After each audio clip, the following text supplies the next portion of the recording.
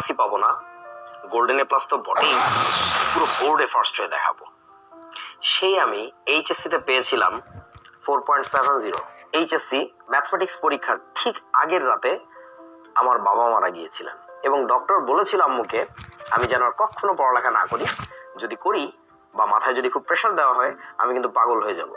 আমার সমস্ত বন্ধুরা আমাকে ফোন করে করে বলতো, তুই এত পড়ে কি করবি রে, তুই তো বুয়েটেই ভর্তি পরীক্ষা দিতে পারবি না। তার মধ্যে আমার হলো চিকেন পক্স। এই চিকেন পক্স থেকে উঠতে যে আমার লেগে গেল আরো প্রায় 2.5 থেকে 3 মাস।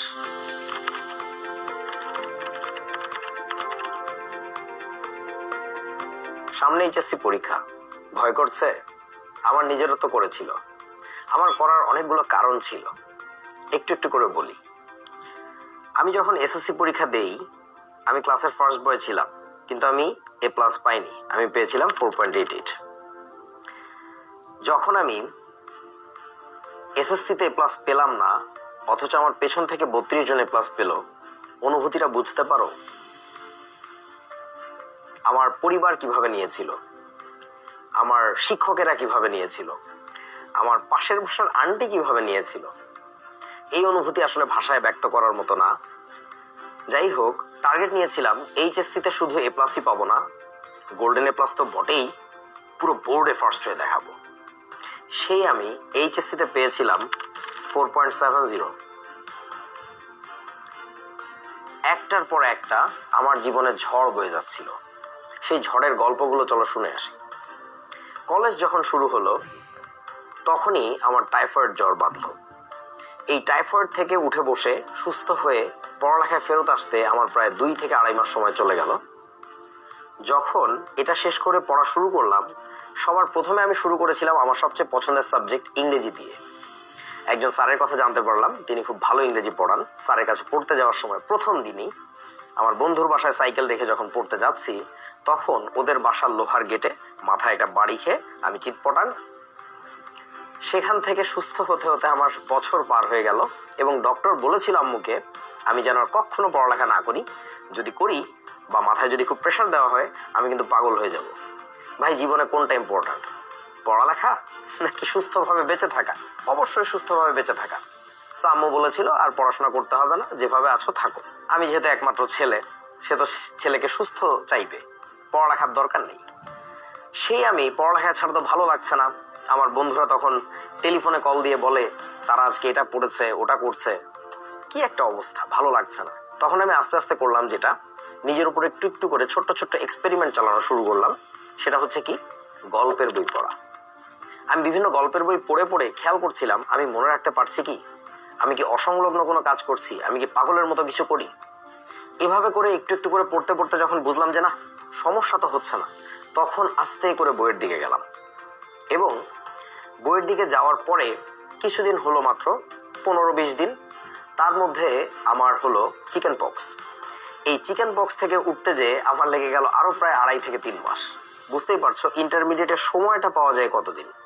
তার মধ্যে একটা মানুষ যদি এতদিন বিছানার সাথেই কাটায় তাহলে তার হবেটা কি?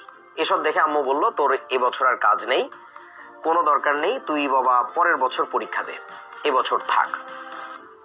আমি তো সেটা মানার ছেলে না। আমার মধ্যে তো একটা অহংবোধ কাজ করে, একটা আত্মসম্মান বোধ কাজ করে যে আমার বন্ধুরা ইউনিভার্সিটিতে চলে যাবে, ওরা আমার একবার সিনিয়র হয়ে যাবে, আমি ওদেরকে ভাইয়া বলে ডাকবো ক্যাম্পাসে, এটা তো হতে পারে না। তখন আমি পণ করলাম, না, যা হওয়ার এবছরই হবে, আমি এবছরই দেখে নেব। তখন পড়ালেখা শুরু করলাম। শুরু করে সবকিছু না এলোমেলো লাগছিল, কেউ আমাকে সহযোগিতা করার নেই, কোনো বন্ধুর সাথে কথা বলেও কিছু বুঝতে পারছি না, সবাই শুধু হাসে, এটাই হবে তোমার সাথে। যখন তুমি কোনো কিছু পারবে না, তোমার বন্ধুরা এগিয়ে যাচ্ছে তরতর করে, তখন তুমি না হাল ছেড়ে দিতে পারবে না। ওরা হাসবে, ওরা হাসার মানুষ, ওরা হাসবে, তুমি তোমার মতো চেষ্টা করে যাবে। তখন আমি আম্মুকে বলে আমার বাসায় একজন প্রাইভেট টিউটর নিলাম, আহাদ ভাই, আমার খুব শ্রদ্ধেয় গুরুজন, আমাদের এক ব্যাচ সিনিয়র ছিলেন ভাইয়া, অসম্ভব সুন্দর পড়াতেন। কিন্তু একটা মানুষ তার সব দিকে এক্সপার্ট হয় না।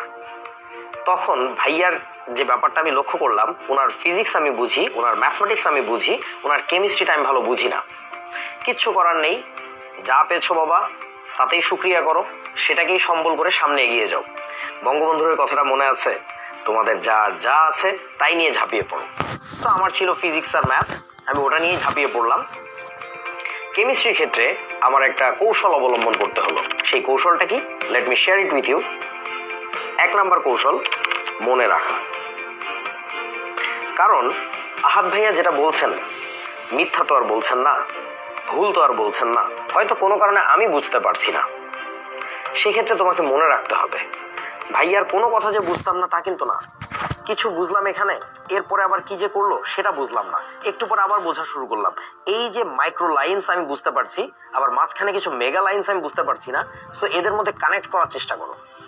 যদি কানেক্ট একান্তই করা না যায় সেক্ষেত্রে মনে রাখো, কারণ আগে তোমাকে পরীক্ষা সামলাতে হবে, তারপরে বোঝার আরো সময় আসবে। সো আমি যেটা করলাম সেটা হচ্ছে মনে রাখতাম সব কিছু না, মাঝখানে যতটুকু বুঝি। আমাদের অধিকাংশের একটা বদ অভ্যেস হচ্ছে কোন একটা চ্যাপ্টার ধরে বলে দিই আমরা এই চ্যাপ্টারটা বুঝি না। এটা কখনোই হয় না। ওই চ্যাপ্টারের স্পেসিফিক টপিক খুঁজে বের করো, কোনগুলো তুমি বোঝো না। যেগুলো বোঝো না সেগুলোকে তুমি লিখে রাখো, অর্থাৎ তুমি তোমার প্রবলেম সর্ট আউট করো। প্রবলেম সর্ট আউট করার ক্ষেত্রে অনেকেই পিছিয়ে থাকে, অনেকেই বোঝে না যে প্রবলেম সর্ট আউট করার মানে কি। যারা নিজের সমস্যাটা জানে না স্পেসিফিক্যালি যে আমার এখানে সমস্যা, তার সমস্যা কেউ সলভ করতে পারবে না। ভেবে দেখো, তুমি একজন ডক্টরের কাছে যেয়ে বললে আমার না সমস্যা আছে, ডক্টর বললো জি প্লিজ বলেন না কি সমস্যা। আমার সমস্যা আছে। ডক্টর আবার বললেন বলেন না প্লিজ সমস্যাটা বলেন না। তুমি বললে যে আছে, এই পুরো শরীরেই সমস্যা।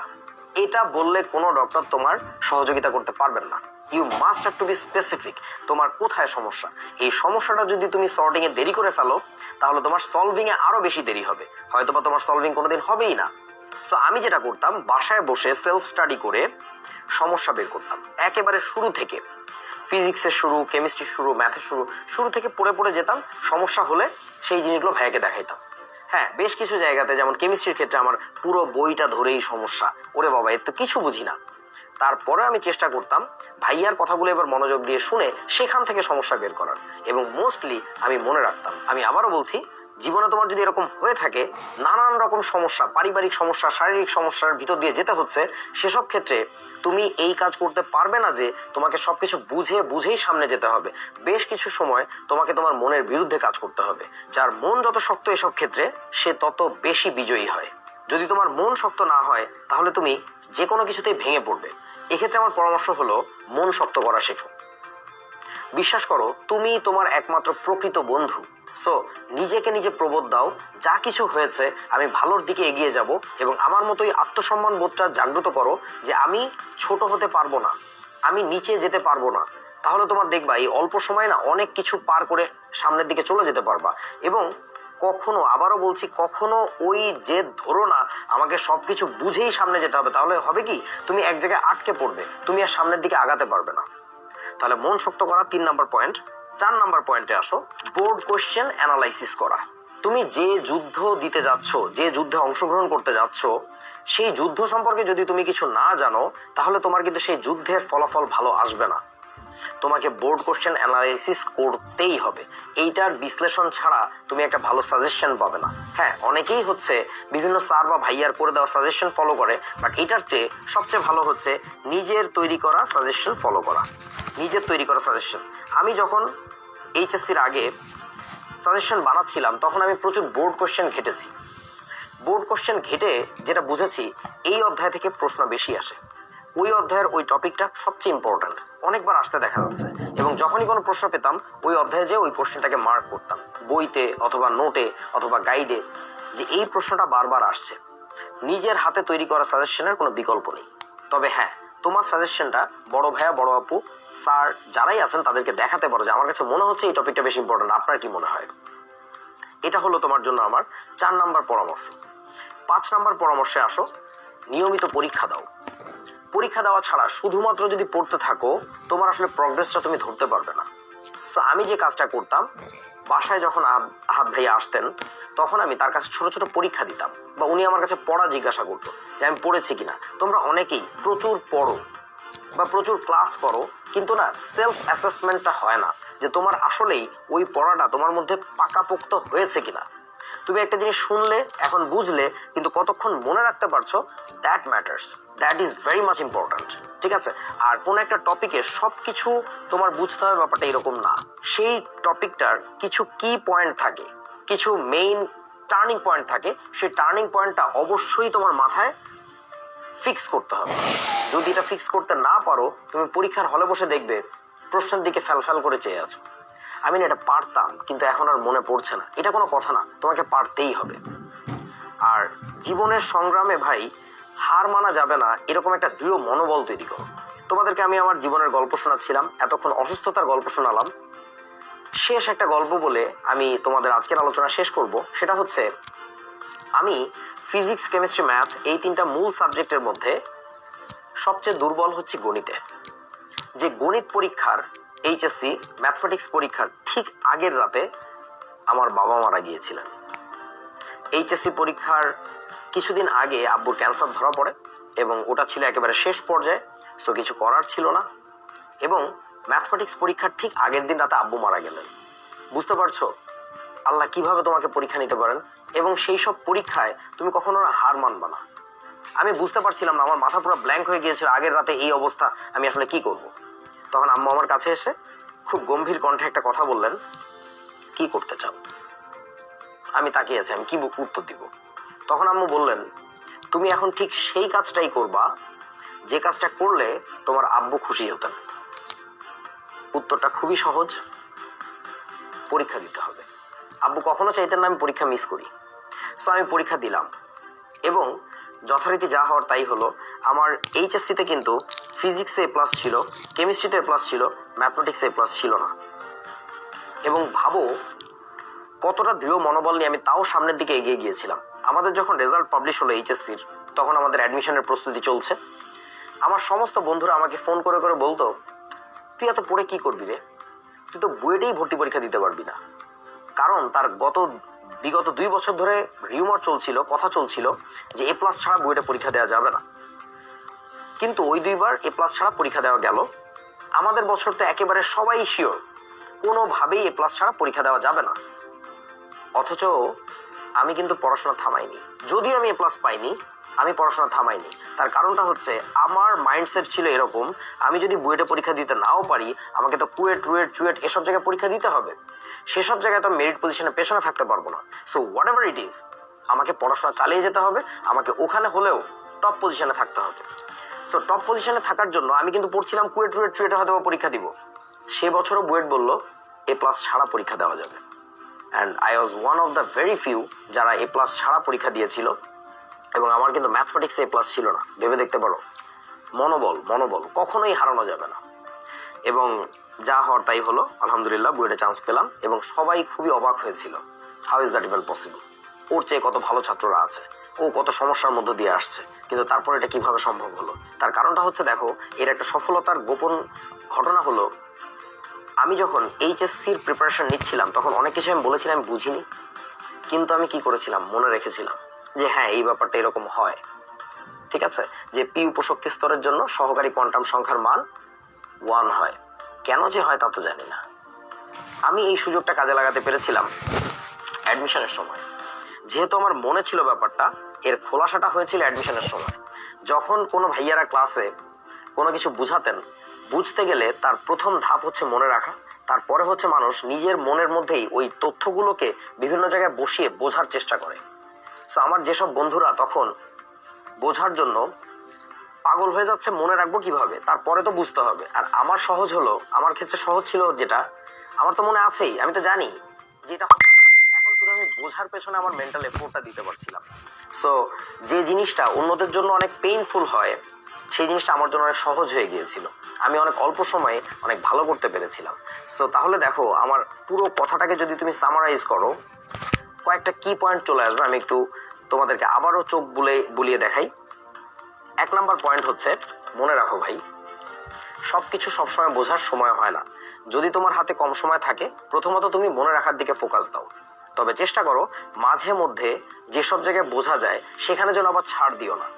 ওই অল্প অল্প বুঝতে পারা আর কিছু কিছু মনে রাখা, এই দুইটার কম্বিনেশনে যখন তুমি সুতা গাঁথবে দেখবে যে পুরো জিনিসটা তোমার সমাধান চোখের সামনে হাজির হয়ে গেছে। তো 1 নম্বর পয়েন্ট গেল। 2 নম্বর পয়েন্ট হচ্ছে নিজের প্রবলেম নিজে সর্ট আউট করো।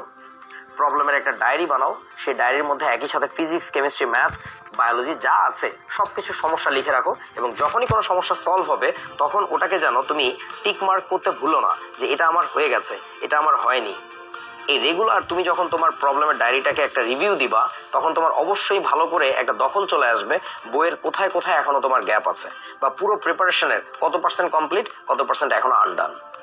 3 নম্বর পয়েন্ট হচ্ছে চর্চা করা, নিয়মিত চর্চা করা এবং রুটিন মাফিক চর্চা করা। কেউ একজন একদিন দিনে 10 ঘন্টা পড়লো, পরের 2 দিন শুয়েই কাটালো, বসেই কাটালো, গল্প করে কাটালো, কোনো লাভ নেই। কনসিস্টেন্টলি তোমাকে এগিয়ে যেতে হবে। এবং আরও একটা ব্যাপার, রুটিন করো। তুমি সপ্তাহে কদিন কত ঘন্টার জন্য কোন সাবজেক্টটা পড়বা এবং কত ঘন্টা বিশ্রাম নিবা, এই সব কিছু না একটা রুটিনে বেঁধে ফেলো। বিশ্বাস করো, কেউ যদি নিয়ম মাফিক না চলে, এলোমেলোভাবে চলে, তার জন্য আসলে সফলতা অপেক্ষা করে না, বরং সে বিফল হয়। সো রুটিন মেনে চলো, এটা খুবই আর্জেন্ট, খুবই ইম্পর্ট্যান্ট। সো আশা করি তোমরা বুঝতে পেরেছো যে অল্প সময় আমি কিভাবে এত বড় একটা জার্নি পার করে এসেছিলাম। এবং সব থেকে বড় ইম্পর্ট্যান্ট কথা আমার মনে হয় মনের শক্তি। তোমাকে পারতেই হবে, তুমি পারবে। তুমি আজকে না পারলেও তুমি কাল পারবে। সো আমার সময় যে সমস্যাগুলো আমি ফেস করেছিলাম, সেই সমস্যাগুলো যেন তোমাদের না হয় সেই জন্য আমার সমূহ শুভকামনা তোমাদের সাথে। এবং সেই সাথে আরও একটা ব্যাপার বলে দেই, আমার যেমন বাসায় একজন টিচার নিয়ে এসে পড়া লেগেছিল, তোমাদের ক্ষেত্রে কিন্তু তাও লাগছে না, আরও সহজেই করতে পারছো অনলাইনে এখন সব কিছু। সো আমরা শিখতে তোমাদের জন্য সমস্ত রুটিন সুন্দর করে গুছিয়ে দিয়ে সমস্ত ইম্পর্ট্যান্ট টপিকগুলো যখন ওয়ান শট ক্লাসে দেখিয়ে দেই, এর চেয়ে ভালো সহজ সুযোগ মনে হয় আর কোথাও কখনো সম্ভব না। সো এই সুযোগটাকে কাজে লাগাও এবং মনে রেখো, তুমিই পারবে, একমাত্র তুমিই কিন্তু সফলতার চাবিকাঠি। যদি তুমি চাও তুমি তোমার সবচেয়ে ভালো বন্ধুতে পরিণত হতে পারো, আবার যদি তুমি চাও তুমি তোমার সবচেয়ে বড় শত্রুতে পরিণত হতে পারো। এই কাজটা যেন আমরা কেউ না করি। আল্লাহ হাফেজ সবাইকে।